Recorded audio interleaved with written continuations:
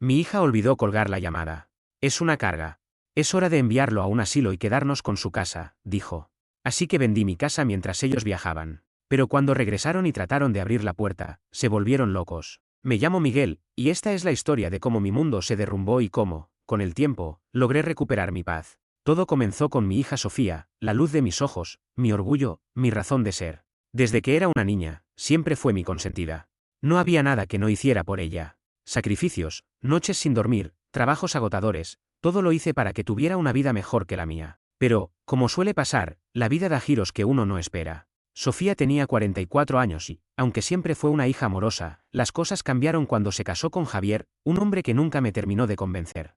No es que fuera malo, al menos no al principio, pero había algo en su forma de hablar, en su manera de mirarme, que me hacía sentir que no encajaba del todo. Sofía, sin embargo, estaba enamorada, y yo, como padre, solo quería verla feliz. Así que callé mis dudas y le di mi bendición. Cuando Sofía se casó, se fueron a vivir a un departamento pequeño en el centro de la ciudad. Al principio, todo parecía ir bien. Yo los visitaba de vez en cuando, llevaba comida, les ayudaba con lo que podía. Pero, poco a poco, Sofía empezó a cambiar. Las llamadas se hicieron menos frecuentes, las visitas más cortas. Cada vez que la invitaba a pasar un día juntos, como en los viejos tiempos, me salía con excusas, que estaba ocupada, que tenía planes con Javier, que ya me llamaría después. Yo lo entendía, o al menos intentaba convencerme de que era normal. Los hijos crecen, hacen sus vidas, ¿no? Pero, en el fondo, sentía un vacío que no podía explicar. Sofía empezó a tratarme diferente. Cuando hablaba conmigo, a veces notaba un tono de fastidio, como si mi presencia le incomodara. Una vez, en una de sus visitas, le dije que podríamos ir al parque donde solíamos pasear cuando era niña. Me miró con una cara de asco y dijo, «Papá, entre más viejo, más bobo eres. Ya no soy una niña». Sus palabras me dolieron, pero me tragué el dolor. No quería ser una molestia. Javier no ayudaba. Siempre tenía un comentario sarcástico, una bromita sobre mi edad, sobre cómo los viejos no entendíamos el mundo moderno. Yo sonreía y dejaba pasar las cosas porque no quería problemas con Sofía. Pero, cada vez que lo hacía, sentía que una parte de mí se apagaba. Vivía solo en mi casa, una casa que construí con esfuerzo durante años. Era grande, con un patio lleno de flores que mi esposa, que en paz descanse, amaba cuidar. Después de que ella murió, me dediqué a mantener la casa como un santuario en su memoria. Sofía creció allí, y cada rincón estaba lleno de recuerdos de sus risas, sus juegos, sus sueños. Pero ahora, esa casa se sentía vacía sin ella. Pasaron los meses, y la distancia entre Sofía y yo creció. Ya no era solo que no me visitara, era como si yo ya no fuera parte de su vida. Me decía a mí mismo que era normal, que los hijos se alejan, que debía aceptarlo, pero no estaba preparado para lo que vendría después. Un día, hace unos 6 meses, Sofía me llamó de repente. Su voz sonaba nerviosa, casi desesperada. Me dijo que Javier había perdido su trabajo y que estaban en problemas. No podían pagar el alquiler del departamento, y estaban a punto de ser desalojados. «Papá, por favor», me dijo con esa voz que usaba cuando era niña y quería algo. «Solo necesitamos un lugar donde quedarnos mientras nos ponemos de pie. Te prometo que será temporal». No lo dudé ni un segundo. Era mi hija, mi única familia. Le dije que podían venir a vivir conmigo el tiempo que necesitaran. Mi casa era grande, tenía espacio de sobra, y pensé que sería una oportunidad para volver a conectar con Sofía. Quizás, con el tiempo, podríamos recuperar lo que habíamos perdido. Sofía y Javier llegaron con sus maletas un par de días después. Al principio, todo parecía ir bien. Sofía me abrazaba, me decía cuánto me quería, y Javier incluso me agradeció por recibirlos. Pero esa ilusión duró poco. No pasó ni una semana antes de que las cosas empezaran a cambiar. Sofía y Javier no hacían nada, ni buscaban trabajo, ni ayudaban en la casa, ni mostraban interés en salir adelante. Yo pagaba todo, la luz, el agua, la comida, el internet que usaban todo el día para ver películas o jugar videojuegos. Al principio, no me importó. Pensé que estaban pasando por un momento difícil, que necesitaban tiempo para adaptarse, pero los días se convirtieron en semanas, y las semanas en meses, y nada cambiaba. Empezaron a tratar la casa como si fuera suya. Llevaban amigos a beber licor, ponían música a todo volumen hasta altas horas de la noche, dejaban la cocina hecha un desastre. Yo, que siempre he sido ordenado, me encontraba limpiando sus platos, recogiendo sus botellas vacías, apagando luces que dejaban encendidas. No quería confrontarlos, no quería ser el viejo gruñón que Javier siempre decía que era, pero cada día era más difícil soportarlo. Una noche, mientras intentaba dormir, escuché a Javier hablando con Sofía en la sala. «Tu papá es un aburrido, Sofía. Siempre con sus quejas, siempre queriendo controlar todo». Sofía se rió y respondió, «Sí, a veces pienso que sería mejor si se fuera a un asilo o algo». Me quedé helado en mi cama. No podía creer lo que había oído. Intenté convencerme de que era una broma, que no lo decían en serio, pero sus palabras se clavaron en mi corazón como un cuchillo. Aún así, seguí adelante, tratando de ignorar el dolor. Pensaba que, si les daba tiempo, las cosas mejorarían, pero no fue así. Cada día, su actitud empeoraba. Sofía ya no me miraba con cariño, sino con fastidio. Javier ni siquiera se molestaba en disimular su desprecio, y yo, como un tonto, seguía pagando todo, manteniendo la casa, asegurándome de que no les faltara nada. Hubo un día que marcó un antes y un después. Necesitaba mis medicinas. Desde hace unos años, tengo problemas de memoria, nada grave, pero necesito tomar mis pastillas todos los días. Ese día, me sentía cansado, con un dolor de cabeza que no me dejaba en paz. Le pedí a Sofía, con toda la amabilidad del mundo, si podía ir a la farmacia por mí. No estaba lejos, a unas pocas calles. Pensé que no sería un problema, pero Sofía me miró como si le hubiera pedido que escalara una montaña. Papá, no soy tu empleada, ¿sabes? Si necesitas tus medicinas, ve tú mismo, dijo con un tono cortante, casi cruel. Me quedé sin palabras. Nunca, en todos los años que la crié, imaginé que me hablaría así. Javier, que estaba jugando videojuegos en la sala, ni siquiera levantó la mirada. Solo se rió por lo bajo, como si mi humillación fuera divertida. No dije nada. Tomé mi chaqueta y salí a la farmacia. Mientras caminaba, sentía una mezcla de rabia y tristeza. ¿En qué momento mi hija se había convertido en esa persona? ¿Dónde estaba la niña que me abrazaba y me decía que me quería? Cuando volví a casa, los encontré riendo, jugando como si nada hubiera pasado. Y yo, una vez más, me tragué el dolor. Pasaron los meses, y la situación no mejoró. Sofía y Javier seguían viviendo de mí sin mostrar ninguna intención de cambiar, hasta que, un día, de la nada, me anunciaron que se iban de vacaciones. Solo unos días, papá, dijo Sofía con una sonrisa que no me convenció.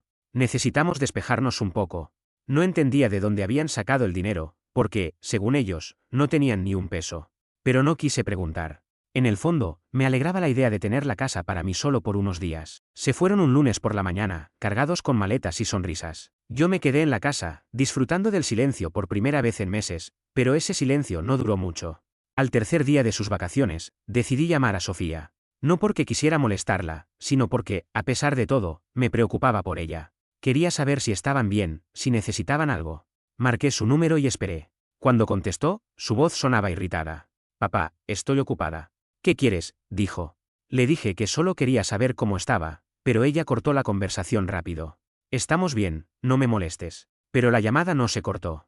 No sé si Sofía olvidó presionar el botón o si el teléfono se quedó activado por error, pero pude escuchar todo lo que decía, y lo que escuché me dejó sin aliento. Es una carga, Javier, dijo Sofía con un tono frío que nunca le había oído. Ya no aguanto más vivir con él. Es hora de enviarlo a un asilo y quedarnos con su casa. Javier respondió riendo, sí, ya es hora. Vendemos la casa, sacamos un buen dinero, y nos olvidamos del viejo. Sofía continuó como si estuviera planeando algo tan simple como comprar un auto nuevo. Podemos falsificar su firma, meterlo en un asilo, y nadie se dará cuenta. La casa debe valer una fortuna.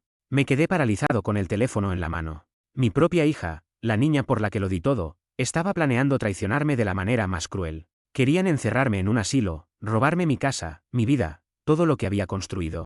Sentí que el mundo se me venía abajo, pero, en medio de ese dolor, algo dentro de mí se encendió.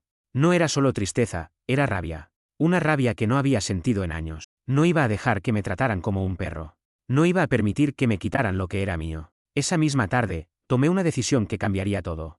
Me levanté del sofá con una claridad que no había sentido en años. Mi cuerpo, aunque cansado por la edad, parecía responder a esa nueva energía. No iba a quedarme de brazos cruzados esperando a que mi propia hija me traicionara. Si querían mi casa, se la iba a quitar de las manos. Pero no lo haría por venganza, o al menos eso me decía a mí mismo. Lo haría por justicia, por recuperar el control de mi vida. Lo primero que hice fue buscar una inmobiliaria confiable y, después de unos minutos, encontré una empresa local que tenía buenas reseñas. Los contacté esa misma tarde. Una mujer amable llamada Claudia respondió mi llamada. Le expliqué que quería vender mi casa lo más rápido posible, pero no le dije los detalles de por qué. No quería que nadie sintiera lástima por mí. Claudia me dijo que podían enviar a alguien al día siguiente para evaluar la propiedad y empezar el proceso. Es una casa grande en una buena zona, le dije. Sé que vale mucho, pero quiero que se venda rápido. Ella no hizo preguntas, y acordamos una cita para la mañana siguiente. Los días siguientes fueron una locura. La inmobiliaria trabajó rápido, como prometió.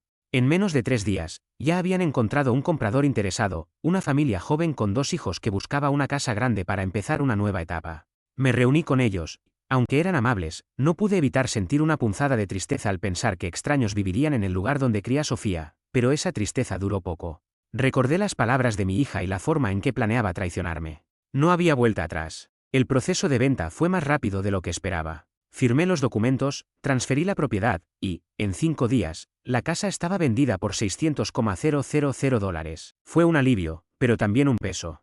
Esa casa era más que paredes y muebles. Era mi vida, mis recuerdos, pero también era el símbolo de una traición que no podía perdonar. Después de que Esteban se fue, me puse a pensar en los detalles. No bastaba con vender la casa. Quería que Sofía y Javier sintieran el peso de su traición. Quería ver sus caras cuando se dieran cuenta de que su plan se había derrumbado. Fue entonces cuando se me ocurrió la idea de la cámara oculta. Por suerte, a eso fue lo que me dediqué toda mi vida, a las cámaras de seguridad, y sabía todo sobre el tema.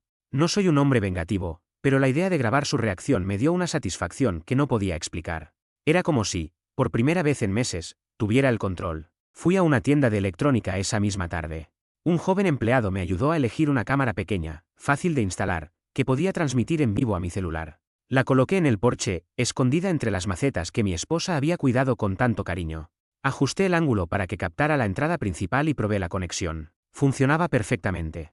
Cada vez que alguien pasaba por la puerta, podía verlo desde mi teléfono. Esto va a ser interesante, murmuré para mí mismo. Antes de irme, hice algo más. Llamé a un cerrajero para que cambiara todas las cerraduras de la casa. No quería que Sofía y Javier pudieran entrar, ni siquiera por error. El cerrajero, un hombre mayor como yo, me preguntó por qué lo hacía con tanta urgencia. Cosas de familia, le dije, y él no insistió. Cuando terminó, me dio las nuevas llaves, que entregué directamente a la inmobiliaria para los nuevos dueños. La casa ya no era mía, pero tampoco sería de Sofía y Javier. Con el dinero de la venta, busqué un lugar para mí. No necesitaba mucho. Encontré un departamento pequeño de una sola habitación en un barrio tranquilo. Era modesto, pero limpio y cómodo. Por primera vez en mucho tiempo, sentí que estaba tomando una decisión por mí, no por Sofía, no por nadie más. Me mudé ese mismo día, llevando solo lo esencial, algo de ropa, mis libros favoritos y una foto de mi esposa que siempre llevo conmigo. Todo lo demás lo dejé atrás. No quería nada que me recordara a ellos. Desde mi nuevo departamento, me senté frente a la pequeña mesa de la cocina y abrí la aplicación de la cámara en mi celular. La imagen era clara, la puerta de la casa, silenciosa, esperando. Sofía y Javier debían regresar en un par de días, según lo que me habían dicho. No podía esperar a ver sus caras cuando intentaran abrir la puerta y se dieran cuenta de que no tenían nada. El día que Sofía y Javier regresaron, me desperté temprano, no porque tuviera algo importante que hacer, sino porque no podía dormir de la emoción. No era solo venganza, aunque admito que una parte de mí disfrutaba imaginando su sorpresa. Era más bien una necesidad de cerrar un capítulo, de poner un punto final a una relación que me había roto el corazón. Pasé la mañana revisando la cámara en mi celular, esperando. Cada vez que pasaba un vecino o un repartidor, mi corazón se aceleraba, pensando que podían ser ellos. Pero no fue hasta la tarde, alrededor de las 4, cuando vi un taxi detenerse frente a la casa. Bajaron Sofía y Javier, cargando maletas, con caras de cansancio. Sofía llevaba un sombrero de playa, y Javier, una camiseta arrugada. Parecían agotados, pero también relajados, como si hubieran pasado los mejores días de sus vidas. Por fin en casa, escuché que decía Sofía mientras se acercaban a la puerta. Solo quiero darme una ducha y dormir. Javier asintió, arrastrando una maleta. Sí. Y que el viejo no empiece con sus quejas. Los dos se rieron, y yo, desde mi departamento, sentí una punzada de rabia, pero también una sonrisa se formó en mi rostro. No tenían ni idea de lo que les esperaba. Sofía sacó las llaves y las metió en la cerradura. Frunció el ceño cuando no funcionaron. Qué raro, dijo, intentando de nuevo. Javier se acercó, impaciente. Déjame a mí, dijo, empujándola a un lado. Pero nada, las llaves no giraban. Sofía empezó a golpear la puerta, gritando. Papá, ábrenos. Nadie respondió porque la casa estaba vacía. Los nuevos dueños aún no se habían mudado, y yo estaba a kilómetros de distancia, mirando todo desde mi celular. La desesperación de Sofía crecía. Empezó a timbrar como loca, mientras Javier golpeaba la puerta con fuerza.